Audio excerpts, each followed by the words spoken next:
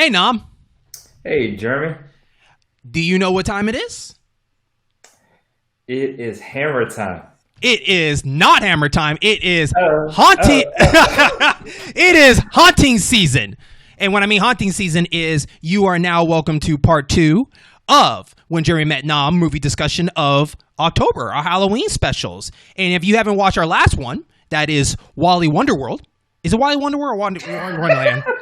I never know which one it is. They always guess me every time. Wonderland. See, it's either one. You know, it's funny because, like, just like Disney World, there's a Disneyland and Disney World. So I always get confused. So, but we don't have to worry about that because we are going to take you to a haunted house. Like every other Halloween story that you ever heard of always involved with a haunted house. And we are here going to be talking about the 1990 film that is Casper. So, for people that don't know, Casper is way older than even before that, right? Like way older. So old that I didn't even know it exists until this movie came out, followed by the cartoon that was on Fox. So, why did I pick this movie? It's because I have the VHS tape. I watched it. I want to say I did go see this in theaters. Another hit my parents had to deal with taking me to the movies. And I liked it so much that I got on tape and I watched it probably a billion times over and over again. I thought it was fun. Christina Ricci, I mean, she should get an award for childhood award because she has been in so many movies that my childhood, especially one of Nam's earlier picks in our series, that is The Addams Family. And here's another one. She was born to do these scary kitty films in some sort of way. So, and at that time, it was cool because this is the first time CG was really getting pushed out, especially 95. So that was pretty impressive to see this. And the fact that all the characters were really cool. And it was a kid's movie, so I was a kid and to connect to it. Nam, as a kid, did you ever ran into this film? Yes, I did. Casper was a cartoon that I watched, and I saw like the comic book strips in the newspapers, which is the only thing I ever looked at when I was younger. So when the movie came out, I was definitely interested in checking out this movie because it was a cartoon-ish, live action animated cartoon-ish movie, and it had Christina Ricci, which you guys thank Jeremy here as we continue our streak of Halloween spooktaculars. The spook queen herself, Christina Ricci, is in this year's choice as well as last year's choice because I kind of broke it sort of. I kind of broke it sort of when I chose Willy's Wonderland. But I was going to tell y'all, she played the fairy in Willy's Wonderland, so, I mean, she didn't play the fairy, guys. But he kept it going. You know, spoiler alert for you guys that you guys didn't know, something a little bit secretive that you guys didn't know. He also chose her in Sleepy Hollow. Mm-hmm. Yeah. But I had a stroke before that, so we couldn't do it. That's not funny, but it's funny. Sorry.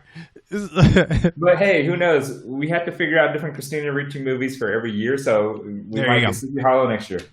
Yeah. So I honestly don't plain just to be honest here, I don't remember the movie. Like, it's weird. You could watch a million times, but then you walk away from for several years, you forgot what the whole movie's about. And I'm pretty sure that's the same way with you. You probably completely forgot what this whole movie was about. Yeah, I when you chose this movie, I was like, I remember watching it, but I remember the act of sitting down and watching it. I don't remember the actual movie itself, which is a couple of things scary in a way, meaning it was either okay that you don't remember it, or it was poorly done or really bad, and that's why you don't remember. Because even movies that we talked about in our past, like Honey, I Shrunk the Kids, like you can think of like Land Before Time, like movies that we watched when we were younger. You generally remember something from the movie. And oddly enough, I remember really nothing other than Christina Ricci in this movie. The fact that you told me something about three brothers before our conversation, when you first chose this movie, I was like, oh yeah, there were three brothers. I forgot all about that. So yeah, I don't remember it. I don't know if I should be scared about it since it's Halloween, but we'll see. Yeah. So with that being said, what was the trailer like back in that time? So as we revisited the trailer, Nam, what was your first reactions of seeing this trailer again? Well, I mean, really a quick tidbit on the trailer in itself. I mean, the trailer starts off with a narrator in the spooky voice. Here in a time. Old school. There's a spooky gate in a spooky house. Came a ghost that was happy with the introduction of Casper. Hi, guys.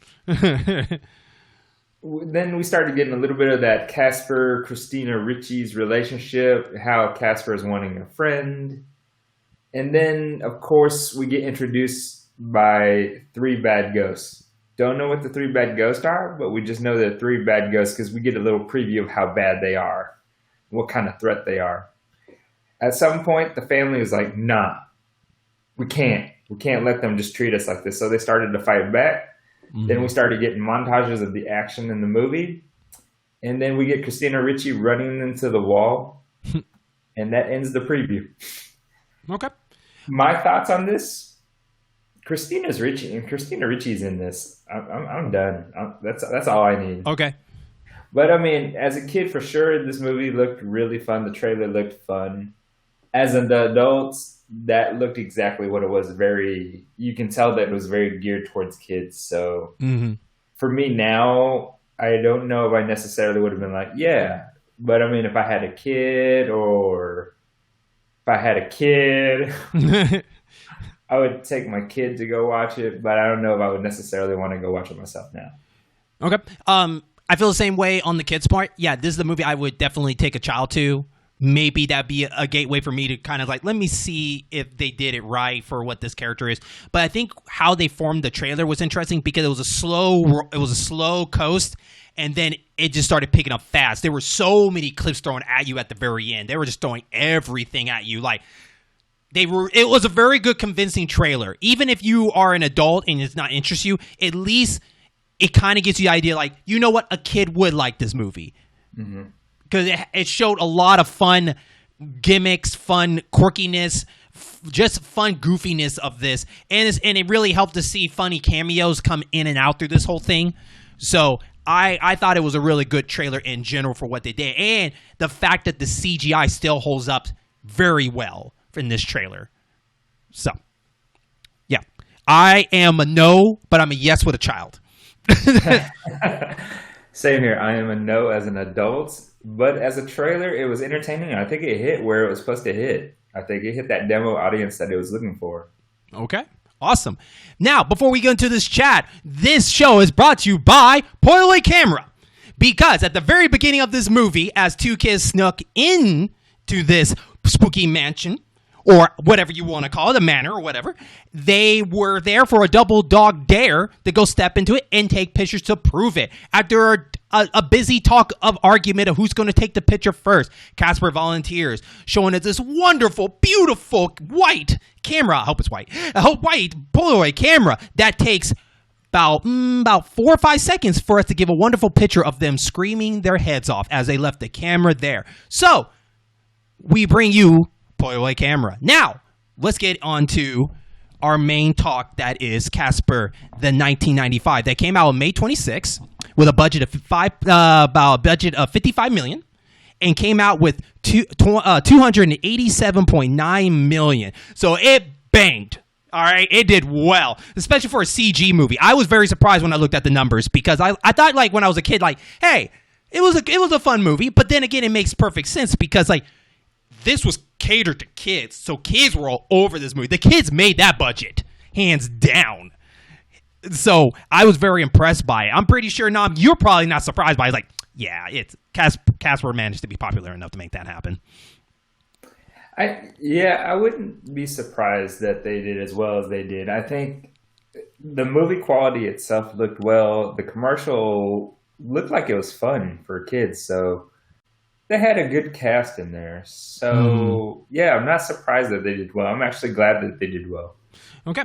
And, of course, you know, I'm pretty sure they did a really good job marketing it because like that 55 million, definitely part of that is definitely in the marketing department for that. So good job for them for doing that. But why did this movie do so well? Well, first of all, if you haven't seen it yet, go check it out, because what we do here is we're going to go into a little bit of spoiler talk and talk about some of the things that go on in the movie, but in a different way, as we call it, the unanswered questions, as we talk about and discuss the things in the movie that didn't quite get answered.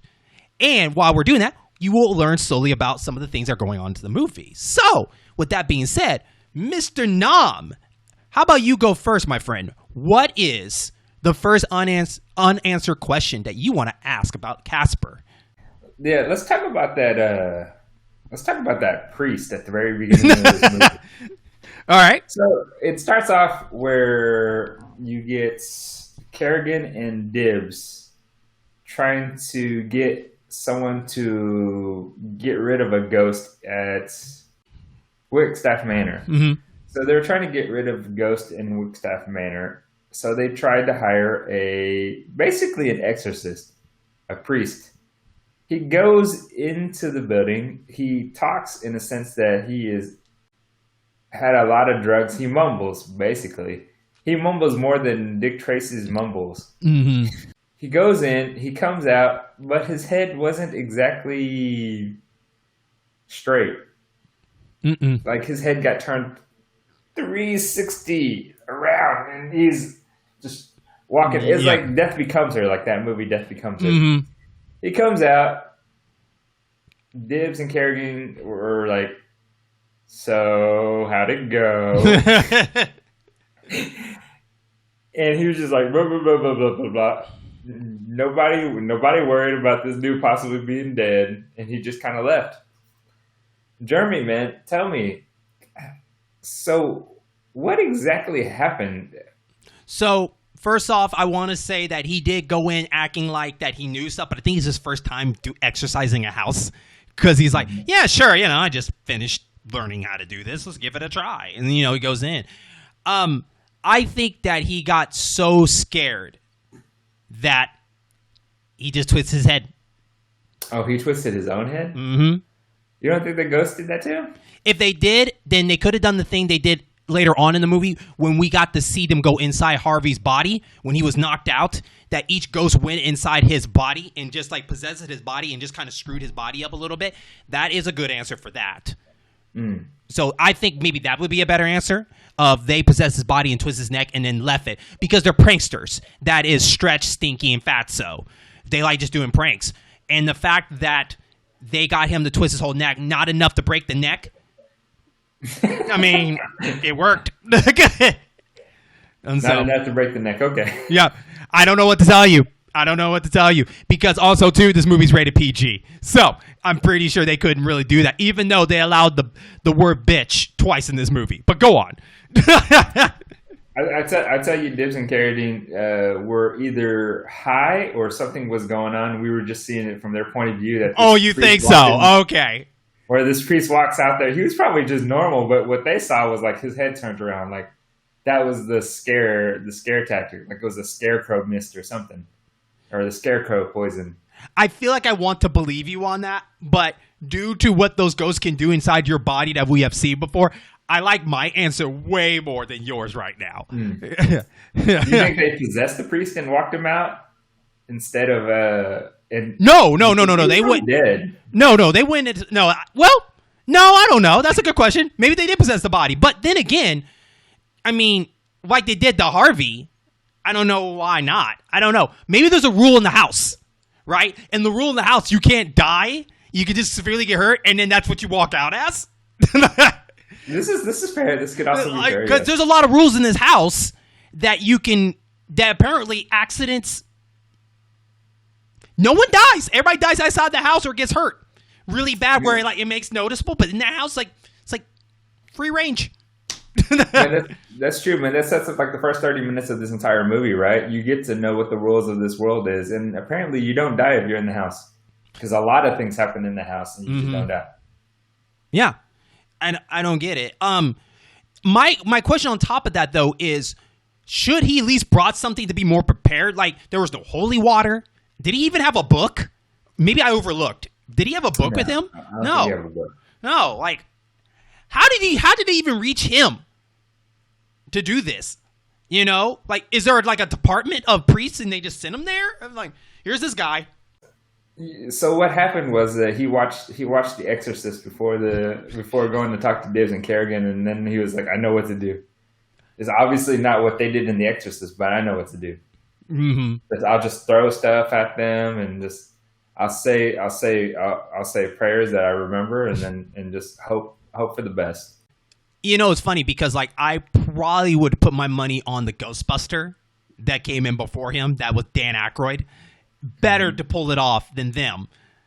You know, like the fact that Kerrigan thought, hey, a Ghostbuster, their goal is to take care of ghosts, could not do it. So you think a priest would be better? Yeah. I don't get it. Which adds on to wouldn't Dr. Harvey be somewhat of a priest since he's a spirit therapist or whatever? Isn't that just a sugarcoat way to say you're also like an exorcist or whatever? No, he's a psychologist, a psychologist. But is it spiritual stuff or just in general that's what he is? No, he is generally a psychologist that his clients are ghosts. That's instead of having normal people as his clients, he uses ghosts because he believes that they need the psychological counseling so they can move on to the next one. The thing that you really need to ask is that I'm glad that he would like to donate his time to doing this stuff because you don't get paid. I mean, people who live and go to therapy, who, you know, if you need therapy, by all means, please go. It's very good for you. You pay.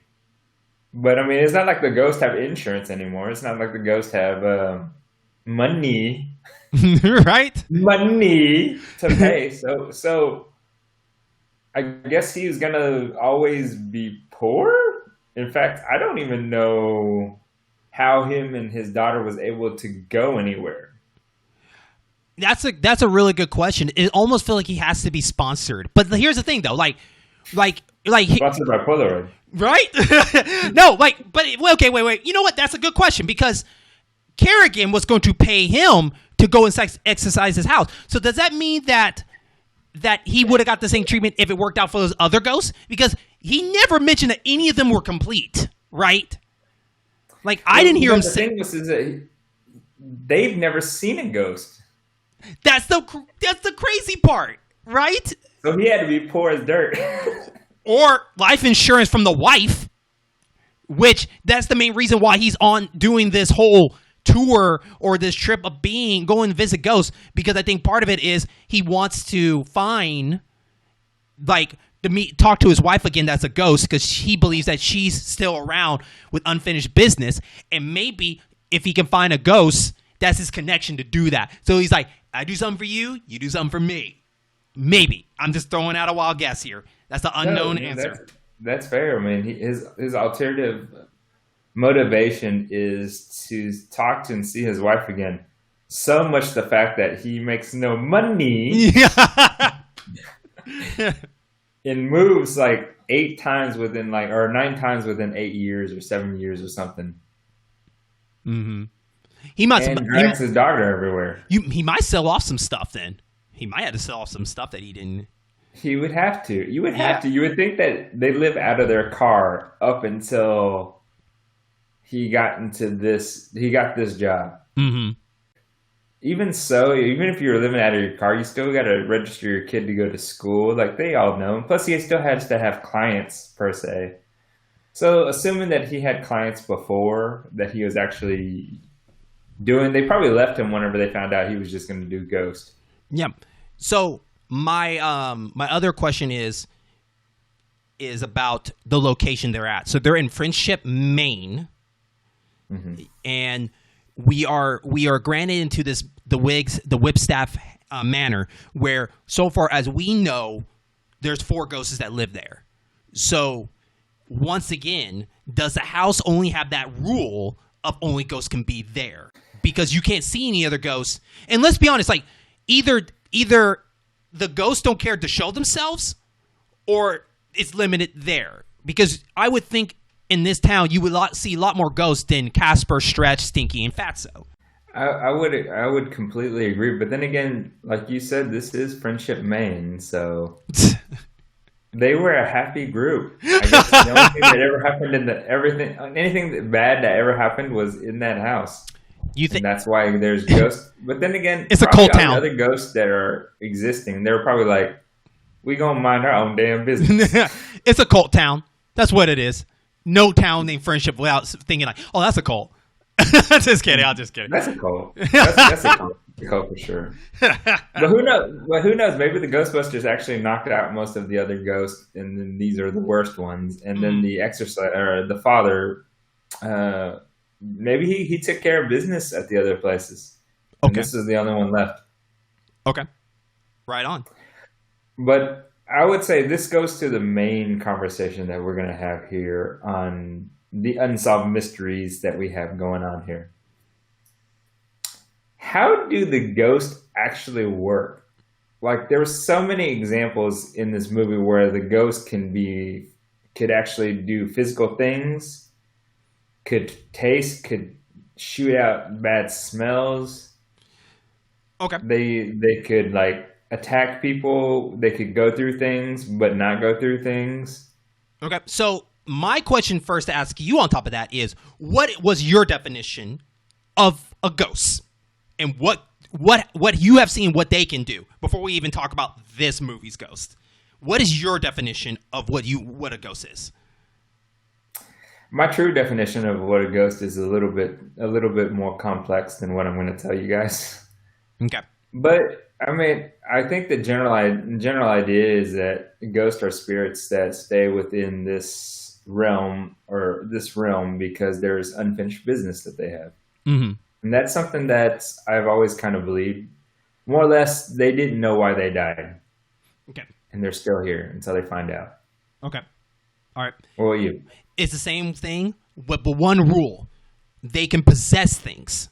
That's the one thing I always remember. They can always possess things. That's why, like in houses, you always see stuff move around and shake stuff. They can absorb their soul or their spirit into that item and do something, and that's it. So of course, they can go through walls, duh. But when it comes to actual items, we don't actually see them physically pick it up as a ghost. We see them be absorbed into the item. And we just see that item lift up through our eyes in that fact. But in this movie, we're physically seeing these ghosts visibly. And we are seeing them kind of break a lot of the rules in our minds that we're thinking of. And there's quite a list. So basically, the first thing you said is they can go through walls and not go through walls, right? So what is an example that you've seen in this movie that did that? Do you remember? Well, what I was just saying in general is that they can either be a solid or physical mass, or they can just not be. In a lot of senses, where they pick up items, or like Casper's cooking, like they can pick up items, move stuff around when they decide to be that. But whenever Casper is reaching and touching Cat's hand, he doesn't touch Cat's hand. They go through each other, like in Ghost, right? So, like, that part I wasn't sure about, because like it seemed like they were just picking and choosing. The trios, they pushed over Dr. Harvey in a rug down the stairs. They fought with swords, or they fought with weapons. So I think there was plenty of instances where the physics didn't make sense to me. The better example for that is when they touched the hands at the breakfast table that was Casper and Kat. Before that, we saw the trio go inside Dr. Harvey's own body. So the fact that they can't... So the question throws out the window is like, well, maybe they can't touch physical people. But that broke that rule when the three ghosts went inside Harvey. So they can possess a person. So the question on top of that is Casper not strong enough to do that or some reason? Because I feel like all ghosts just have all the same rules. There's no like a more powerful ghost than the other to me. It's like you guys should have pretty much the similar abilities. Like, if you could possess a body, that ghost can do it. I don't see how child ghosts and adult ghosts really have different properties of rules when it comes to that. Especially at the eating table. They eat stuff and it goes right through them. But yet, they come in after a trip at the very beginning wearing sunglasses and Hawaiian outfits. Like, that's such a weird rule. But the one that threw me off, Nam, was where they mix in the cartoon gags to their characters that questioned it. So, for instance, when they decide to play Disc with Harvey's degrees, right? So they're in the therapist room. They're throwing up his degrees, and they're saying shoot. And Stinky turned his hand into a gun and blows it up. I was like, so how does that work? Did he have bullets absorbing him a long time ago? Like, see, they mix that cartoonish in there, so now it ruins it becomes a little too wacky to the point where, like, okay, I don't get it now. So yeah, and it all, I think it all equates to just, it's the house, right? It has to be the house. Like, this house is a portal between real life and the cartoon world with the afterlife. It has to be all three. Actually, I would just say it's a portal between the cartoon world and real life. Because I wouldn't even say it's afterlife. Because honestly speaking, ghosts generally you would think are invisible, or you can see through them. These guys were just floating clouds. Mm-hmm. Like, ultimately, they were just floating clouds, and I was kind of curious about that. I was wondering, like, if Casper is wanting have a friend, basically, why does he stay the way he does? Like, why can you please go into more detail, sir? Form? Why doesn't he change into something else? Because they can manipulate themselves. Yes. If they're wearing glasses, the shirt that's not real, they can manipulate themselves to look like that. So why did they all just stay like that? And then this movie's PG, so if they were staying like that this entire time, that meant they were naked this entire time. So we saw naked ghosts throughout this entire movie. Aren't all ghosts naked in some sort of way then? In this movie, they are.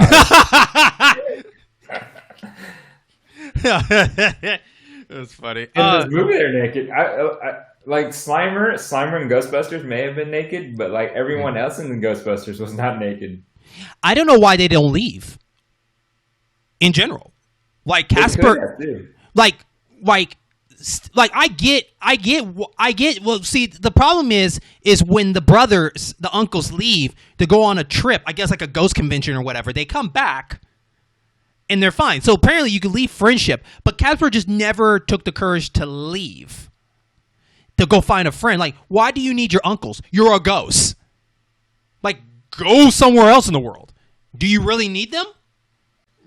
Like, that's so weird to me. So I guess my question was that, like, at first, like, was there a rule they can't leave the town? But then the brothers do leave. So I don't know. Well, the truth of the matter is Casper is not as cool as Macaulay Culkin in Home Alone. And Richie Rich. And Richie Rich. Richie Rich. He's just a kid. So yep. He's not brave enough to go out and about to do all those things that you would expect a normal ghost should try to do. And yet, you say that, yet he worked so hard to get Kat and Harvey to that house by manipulating a TV screen that slowly was dragging himself to get Kerrigan in her own apartment to acknowledge it. So he will take the chance. He was doing it through the TV. But that shows that he is willing to go do this to make a friend. I'm like, I'm pretty sure some kids are around the neighborhood. You could have made a friend. I don't.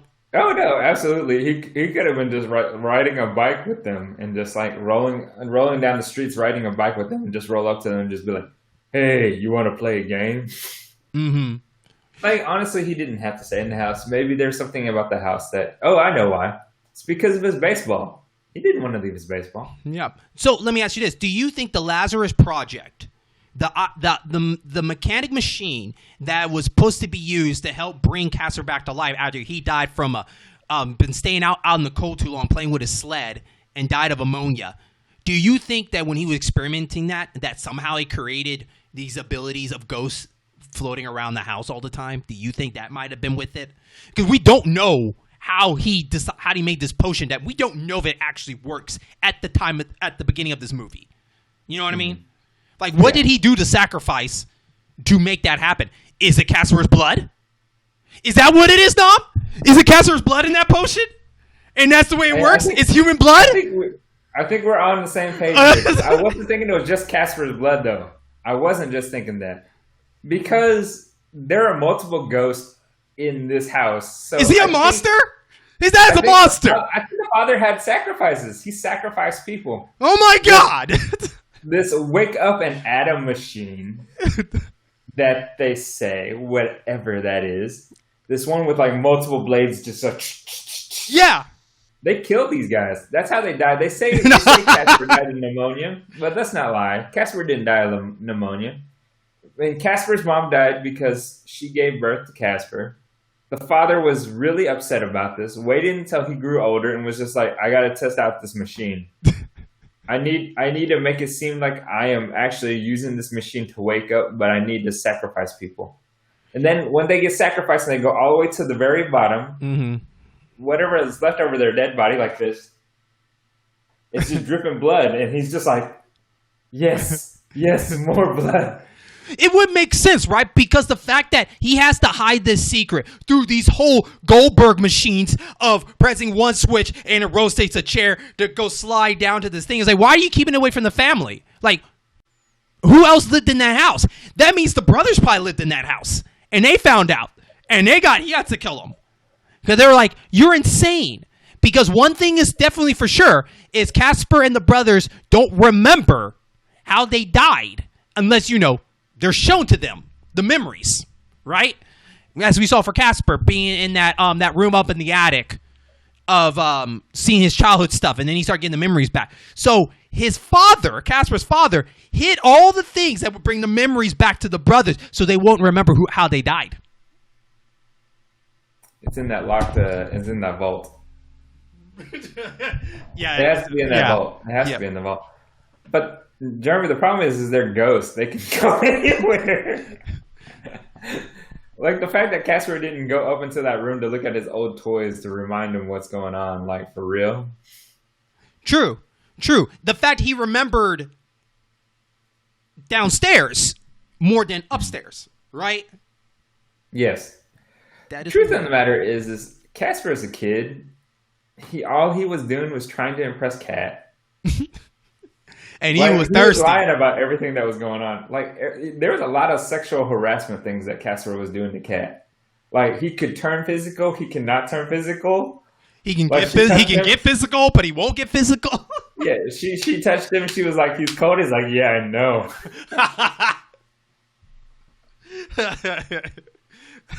He was just trying to impress her this entire time. Like, none of that was true. None of that was true. Isn't it weird, though, like, another unanswered question of in this household is like how the electricity was, because remember, Kerrigan, the antagonist of the film that inherited this house, was given by her grandfather, and the fact of like who was powering this house. Did they pay the bill before going to this house? Was it been powered up the whole time? Did the ghost somehow do it? Because Harvey did it like it was nothing. Just turn on the switch and there they go. They were living there. Because one thing was strange, Nom. Casper saw him on TV, Harvey, on TV in the mansion. So who was powering the mansion? You were asking that, the fact that they were powering the mansion and they still had cable. Like, for real? Yeah!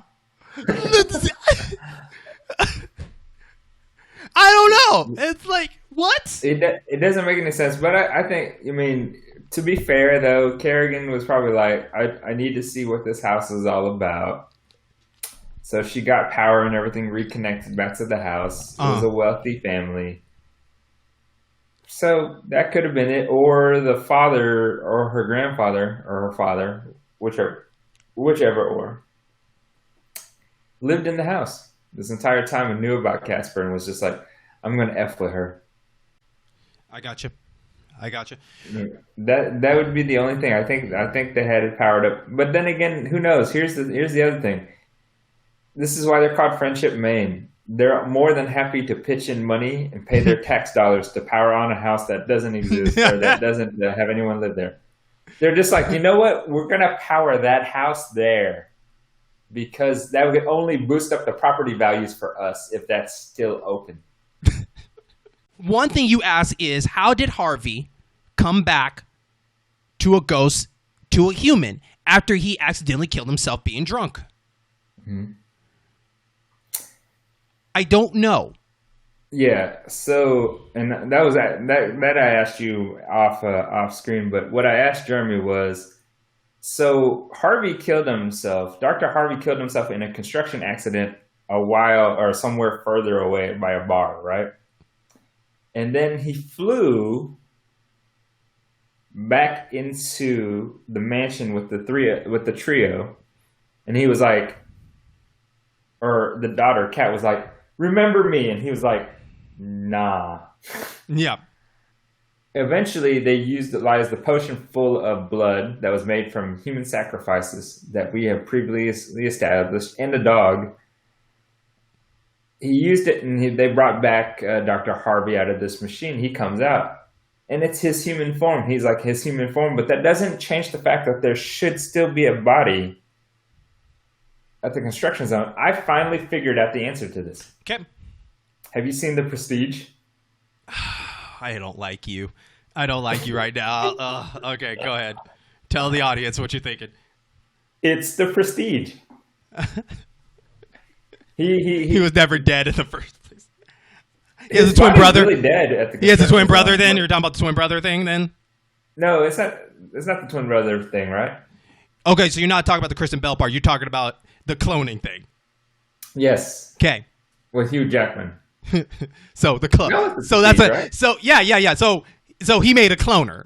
That's what the machine is. It's a cloner. That's a cloner. That's all it is. Then so, I ask you, Nom, as a cloner, don't he need his blood and DNA to do that? Yeah.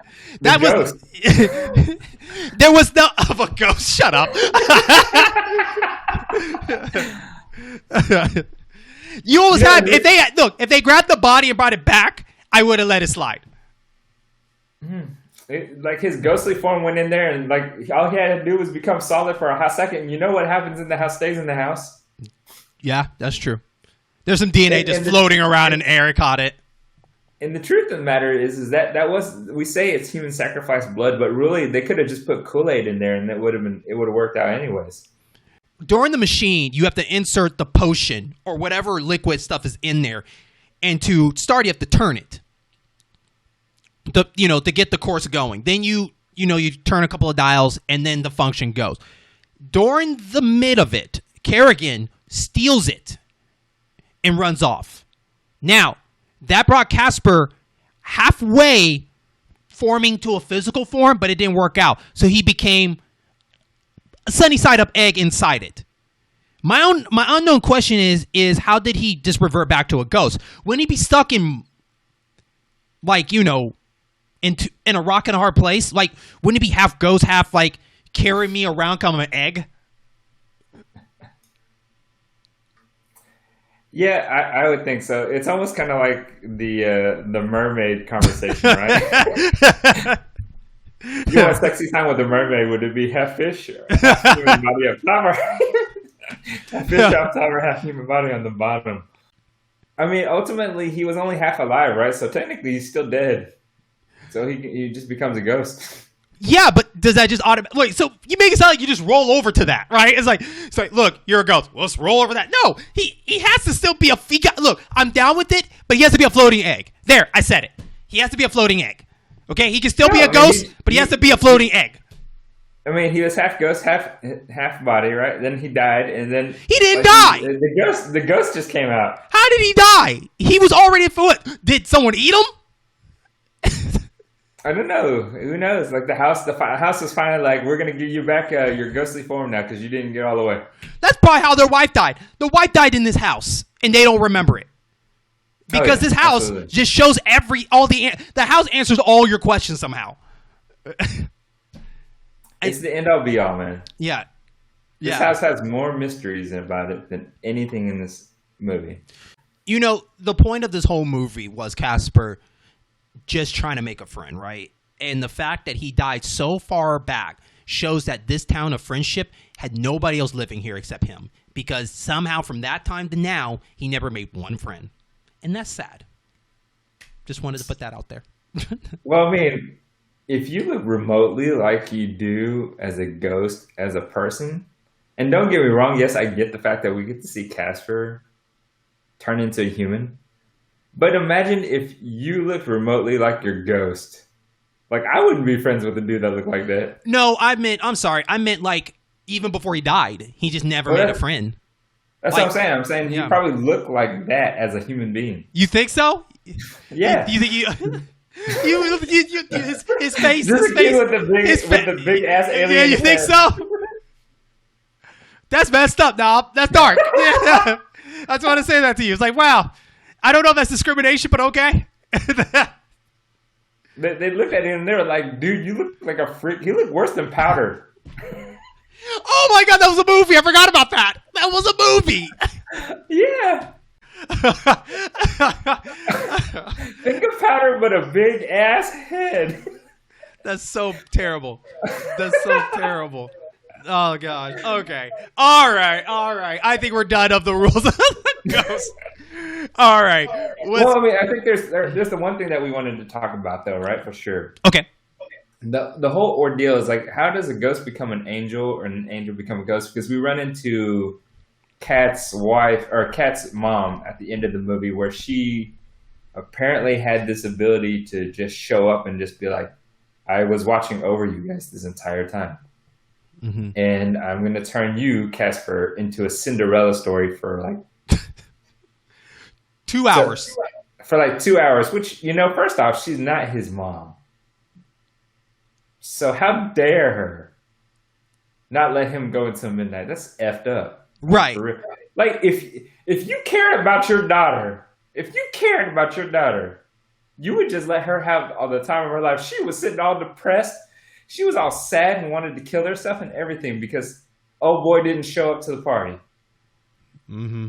How dare Angel my ass? She was a demon. She was a succubus. That's what I'm saying. But Jeremy, you tell, man, why? What's the story behind this? As you know, when you die and you don't go on the beyond is because you have unfinished business. But once you do, you go to the beyond. Now, for some reason, I guess when you go beyond, you're automatically an angel.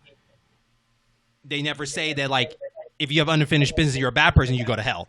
Maybe that would happen to Kerrigan. I'm not 100% sure. But one of the key things is you would think as an angel, ghosts and angels can't really connect except if you're Stretch, Stinky, and Fatso, which they say through the ghost connections, they can reach out to her. And at first it was a joke, but then it became real. So my answer is somehow ghosts know where heaven is. Once you're a ghost, you automatically know where to go to find heaven. So heaven's real. And hell. I got you. So what it is they go knocking on heaven's door. They just go up. And if you want to go, you just go down, right? So that means you think they take an elevator? Like M. Night Shyamalan's elevator? Could be. No, that's just unknown. Like, how do a ghost just can connect like that with an angel? Yeah, I don't know. And then how do angels have that ability to give people that? Now, granted, I mean, in the Cinderella story, you have the guardian angel that can come in and grant you this. So is she a guardian angel that can do that? And if so, who gives her the title to do that in heaven? Is this getting weird? The worst angel in this.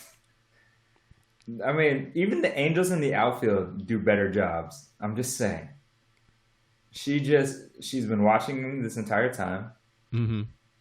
She could have easily have reached out and consoled her husband and told her husband everything's going to be okay. You need to move on. Mm-hmm. She could have been like taking care of her daughter in a nice, sweet way. Just been like, hey, everything's all right. but she gonna let us go through 141 minutes of this movie before 130 minutes of this movie before she shows up. And it's just like, you know what blows my mind even more is the fact that like she went to Beyond, but she managed to come back to physically see them two, and Harvey can see her. So could Harvey bring her back to life right then and there using the machine because that blood didn't get used? Could they just throw her? Wait, it did. I'm dumb. It did get used, but if they didn't, right. if it didn't get used, could you bring an angel back to life? Probably so, but then again, we're gonna go with the theory that I said that this is a house that was a portal between the cartoon world and the human world. So the Roger Rabbit house, got it. She wasn't actually an angel; she's a cartoon. He married a toon. Gotcha. She went to the toon world. When they died, they went to the toon world. Gotcha. I get it. It's the same construction people that did the Addams Family house did this house. So every house is weird in their own way. So, yeah, absolutely. Nam, is there any other unanswered or mysteries that you have about this movie?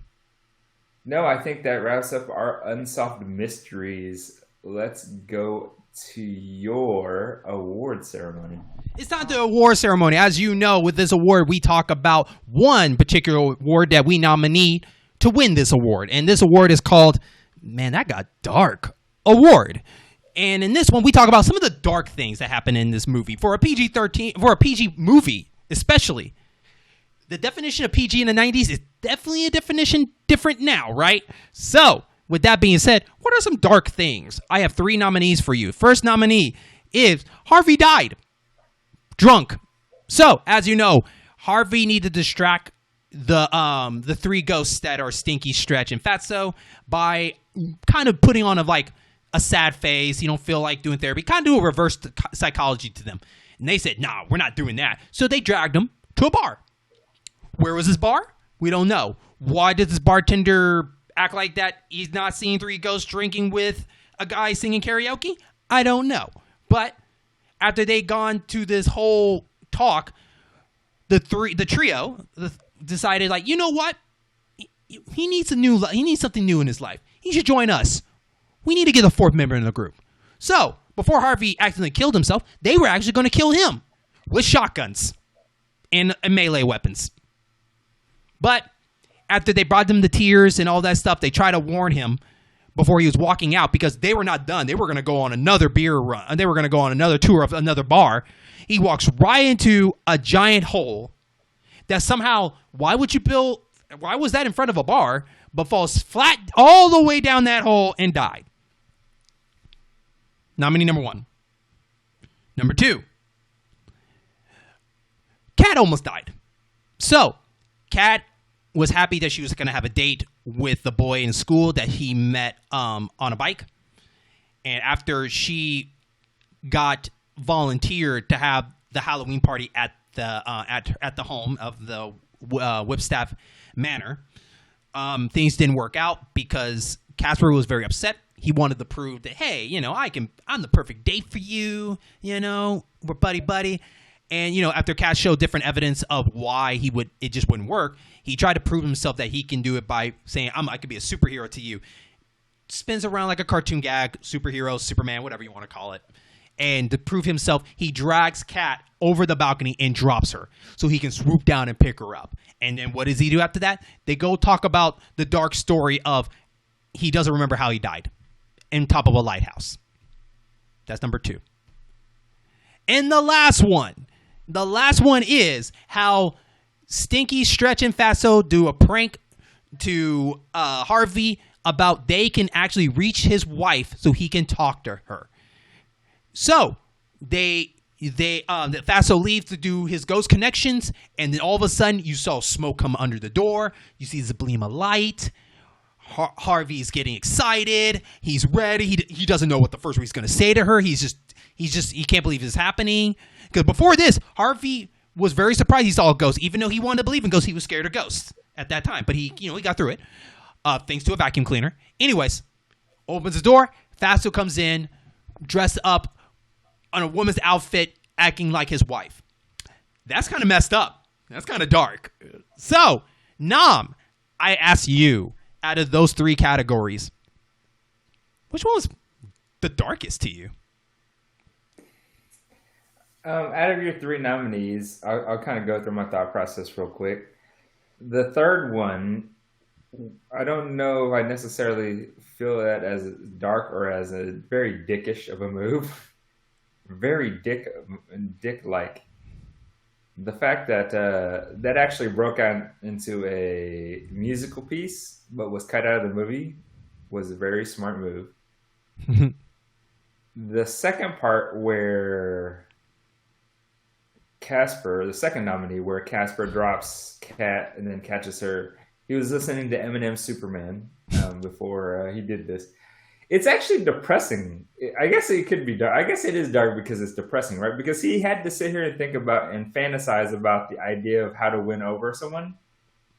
And this is the fantasy that he came up with. Like, I can't say that I hadn't been lonely and pitiful enough not to have fantasies similar to that. Not dropping someone off the side and rescuing them, but like when I was younger. So I understand that's pretty depressing. You know, man, I am super lonely. I get it. I get it. He was super lonely. It was really sad. But in a kid's movie for the girl's dad to die, just flat out die in this movie.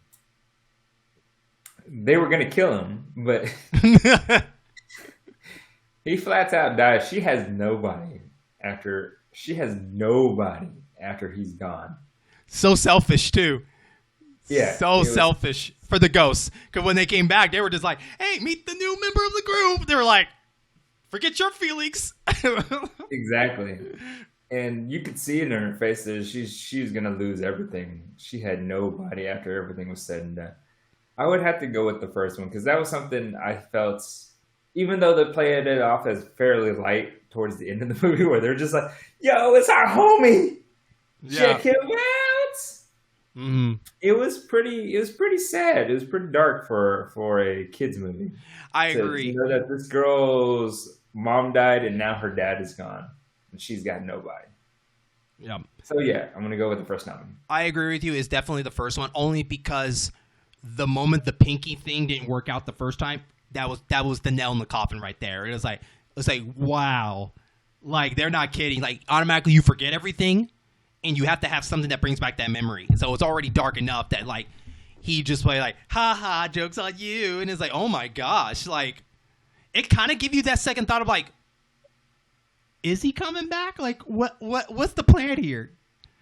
You know, because that's right after Kerrigan killed herself, accidentally died. Like, it was 2 deaths back to back. And that's crazy. So, yeah, definitely number one for me. All right. So, but as you're watching this, let us know down below in the comments below, what do you think was the darkest thing? Actually, just throw up anything in there you see in the movie that you think is darker than the 3 choices I put. But with that being said, let's go into our Rotten Tomato. As you know, we rate our show based on the Rotten Tomato. Are we with the crowd? Are we with the critics? Okay. So, and you can also look it up on Rotten Tomato. That is Casper, the 1995 film. As you know, the critics gave it a 50%, as the crowd gets it a 49%. So, damn if you do, damn if you don't. So, the question is, the easy answer is, did you like it, but it's not the best thing ever, or you don't like it, but it's not the worst thing ever. So now I ask you, what side do you go with this? What was the 1% that made me like it more or dislike it more? I'm gonna go with what Christina Ricci had to say. Christina Ricci actually said that as she thought back on this movie sucked. It made no sense. How was she supposed to fall in love with the ghost? Like he's like a floaty invisible thing. Like that makes no sense. The fact that you took what should have been my future wife and made her thirsty, and then at the end of the movie you were like, we just gonna send some random blonde-haired, blue-eyed kid to just go talk to her and then get all snuggly wuggly with her. Which you know what? No, we already had this talk. We already had this off air. We're not gonna resurface it. Go on. I'm sorry. Get all snuggly wuggly with her. Whatever. Then she's all up on him. She don't even know who this dude is. She don't even know it's even Casper until he was just like, "Hey, can I keep you?" And she didn't get creeped out by that at all. Like at all. Like I mean, would you see? Wait. Right now, like, hey, she just acknowledged the ghosts are real. Like she's beyond not creeped out anymore. Once you saw a ghost, there's a high bar of like, what is worse than that? So what I need to do is go date people who've seen ghosts before, so I can go up to them and just be like, "Hey, can I keep you?" Yes. Because they'll say to you like, "Well, it's not the creepiest thing I ever heard." I'm gonna go with the audience on this. I'm gonna go with the 49%. I mean, honestly, I like the movie, but it was really meant for kids. It was kind of hard for me to watch as an adult. It did kind of gave me some nostalgia feel, just kind of, but I didn't really remember the movie to start with. So I gotcha. But I would show it to my kids if I ever have any. I'm a 49, not because of Christina Ricci saying like, why would you root for a ghost? I think this movie would have been fine if they just worked on a little bit more of the rules of what is being a ghost. It was a tough decision, so I was more confused of like, okay, what are the rules more than like, what is the point of this movie? Because to be honest with you, what is the point of this movie? Like, it's a bunch of little stories put together. There's no big, huge plot. Casper wanted a friend. Harvey wanted to see his wife. I mean, Harvey and Kat wanted to see their mom again. There's a Halloween party. Everybody had their own little that was basically the story, right? Yeah, it was just a bunch of mini stories just squeezed together, just to see what happens. But hey, it worked for the kids, and I was one of those. So, and that is it for our show. As you know, this is part of the In-Game Boss program, Network Gaming, other variety shows. So please check out all our great content on YouTube. We'll love to have you like the video, thumbs up, thumbs down, but we also would love you to subscribe because that shows us that you really like the content that we have. Also, leave a comment down below and tell us your thoughts. What you're thinking. Did you like Casper? Did you not like Casper? What's your thoughts? Nam, anything you want to add? No. All right. You guys enjoy everything. All right. With that, thank you so much, and we will catch you on our next episode. Boom.